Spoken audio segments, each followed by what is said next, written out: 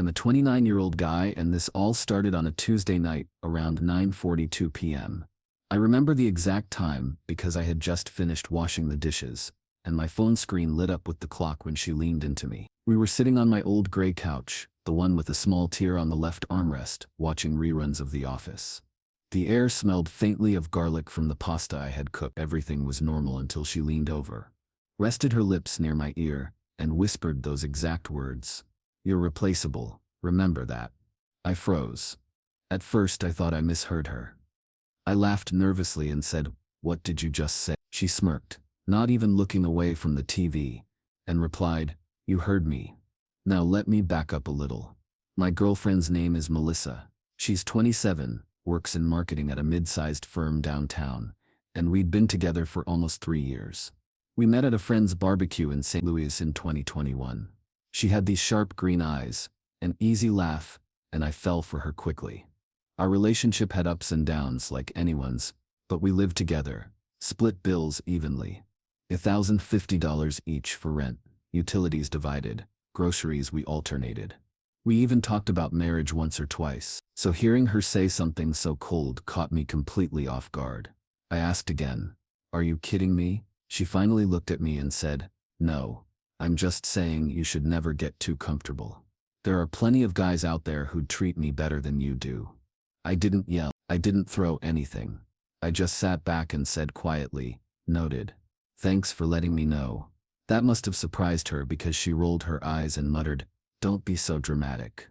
That night, I lay awake replaying her words in my head. "You're replaceable." My gut told me this wasn't just a random comment. It felt like a warning. The next morning, 7:15 a.m. on the dot, she left for work wearing her navy blue blazer and pencil skirt, coffee in hand, giving me the usual quick kiss on the cheek. But her words still echoed in my head. I decided right then I wasn't going to ignore it. At lunch I confided in my buddy Chris. He's 30, works in IT, and has been my best friend since high school.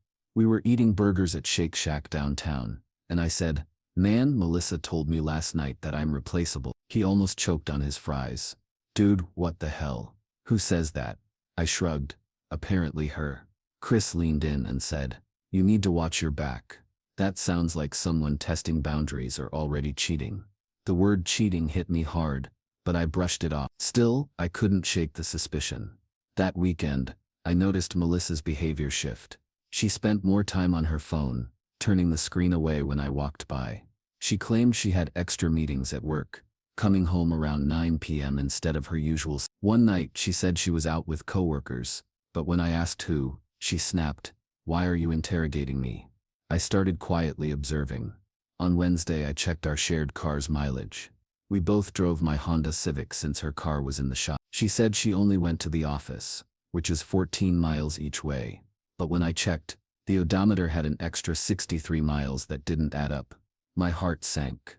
That night, when she came home, I asked casually, "So how was the office?" She replied, "Same old, meetings all day." I nodded, and said nothing. Inside I felt the first real crack in our relationship. By Friday my suspicion turned into action. I downloaded a phone recording app. Saturday night, when Melissa said she was grabbing drinks with the girls, I slipped it in my pocket and left it on in the kitchen where she always made her calls before heading out. When I listened later, my stomach dropped. The recording caught her whispering on the phone, "Yeah, babe, I'll see you at the Marriott." He has no clue. I told him I'm with Sarah and Jessica. Don't worry, he's replaceable anyway. Replaceable. The same damn word. I sat there in silence, staring at the phone. Every ounce of doubt was gone. She wasn't just being cruel, she was cheating. The next morning, I confronted her. I waited until 10:14 a.m., when she came out of the shower wrapped in a towel, hair dripping. I looked her in the eye and said, "So, how was the marriage?" She froze, water still dripping from her hair onto the hardwood floor. "What?" she stammered.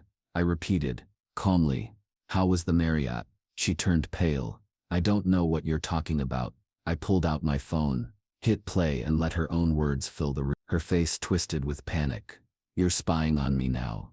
That's disgusting," she shouted. I kept my voice steady. "You said I'm replaceable. Now I know you meant it. Pack your things." She tried every excuse. "It was just a fling," she cried. It meant nothing. Then anger. You never pay enough attention to me. Finally desperation. Don't throw this away. We can fix it. But I was done. I repeated, pack your things.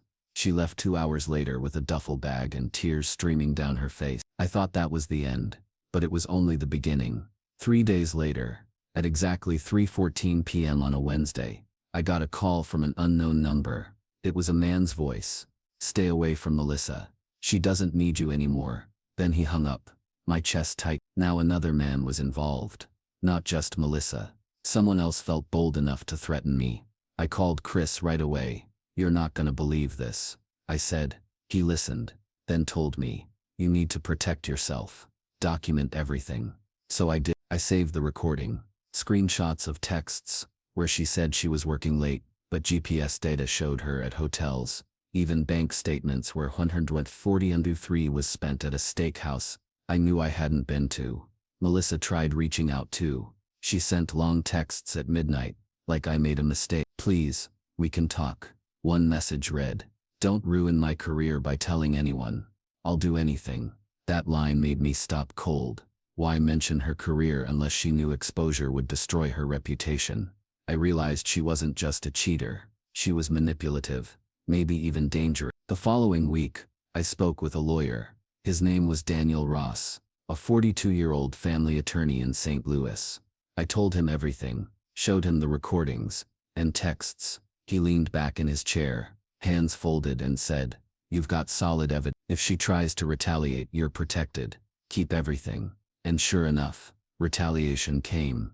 One Friday morning at 8:27 a.m., I got a knock at my door. It was the police. Melissa had filed a complaint claiming I stole her laptop and jewelry. Thankfully, I had security camera footage, showing her leaving the apartment with all her belongings. When I played it for the officers, they shook their heads. One of them muttered, looks like she's wasting our time. That was the moment I realized just how low she was willing to go. She didn't just want to cheat, she wanted to destroy me on her way out. But what she didn't know was that I was prepared to fight back, calmly, methodically, and with every piece of evidence I had. After the police left my doorstep shaking their heads, I sat on the couch and realized this wasn't just a breakup anymore. Melissa had crossed into dangerous territory. She was trying to weaponize lies to ruin me. That's when I decided to stop reacting and start acting. I called Chris again. It was around 6:48 p.m. on a Friday. He picked up and said, what now, man? I explained how she tried to accuse me of theft. He whistled low. She's unhinged. You need to stay 3 steps ahead. So that's exactly what I did. The first step was securing my own safety. I changed the locks, canceled her access to our joint streaming accounts, and even spoke with the landlord to take her name off the lease. Legally, since I was the primary tenant, it wasn't hard. By Monday morning at 9:12 a.m., the paperwork was filed.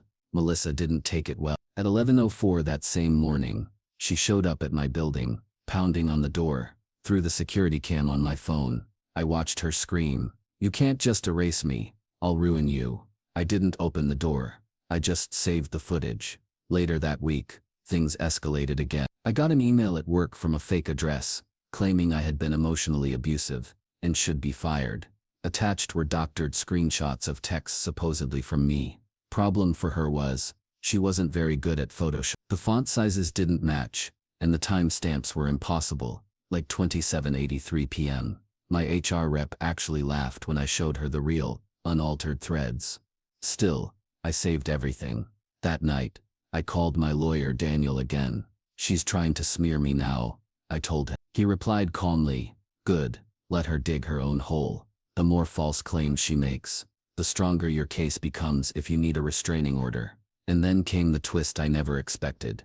At 2:27 a.m., on a Saturday, I got a message from an unknown number. It read, I'm sorry, you don't know me, but Melissa has been lying to me too. Can we talk? The name attached was Brian. I hesitated for a moment, then replied, what do you mean? Brian responded, she told me she was single. We've been seeing each other for 4 months. Tonight she admitted she lives with someone else. That someone is you, right? My heart pounded. This wasn't the guy from the Marriott. It was another man entirely. Melissa wasn't just cheating.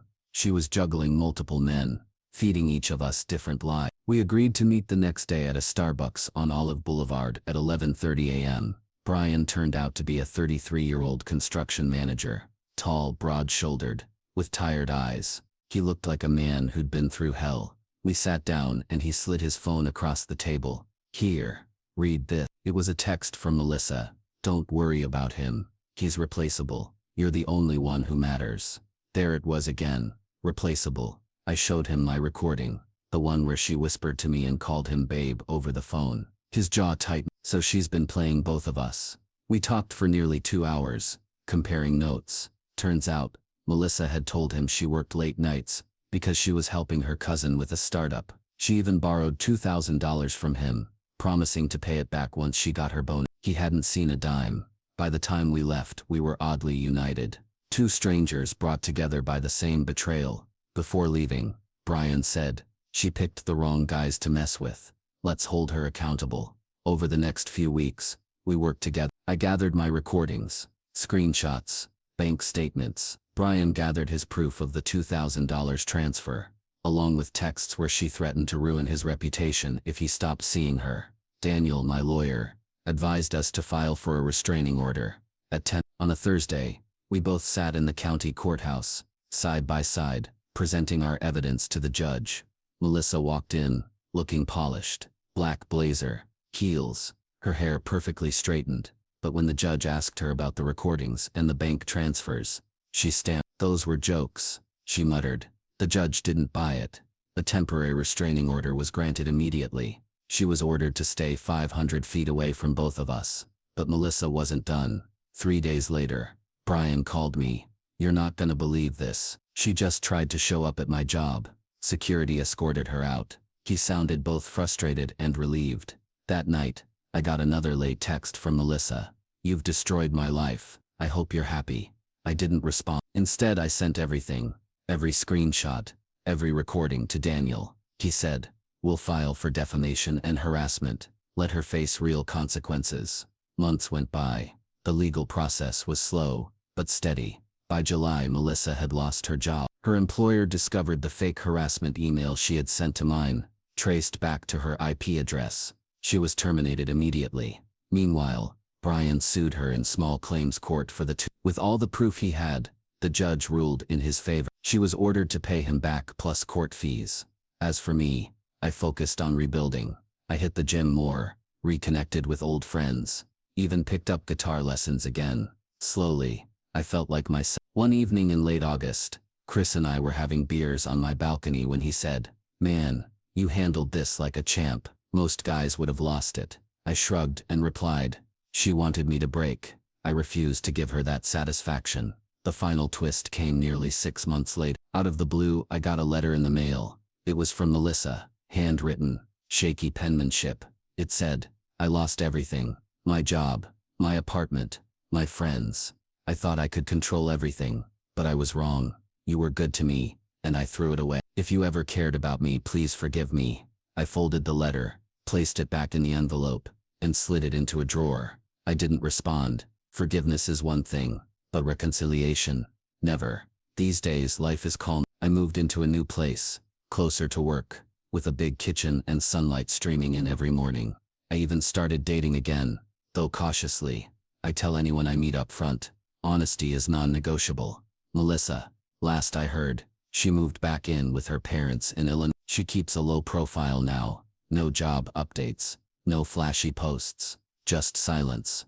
Sometimes I think back to that night on the couch, when she leaned in and whispered, "You're replaceable." The irony is, she was the one replaced by peace, by self-respect, by a better life without her chaos. So to anyone reading this who's ever been told they're replaceable, take it as a gift, because it means you get the chance to replace toxicity with something better. Edit. Thanks to everyone who followed this. Chris says I should share one last funny detail. When Melissa tried to pawn off the jewelry she claimed I stole, the pawn shop called the cops because she couldn't prove it was hers. Consequences indeed.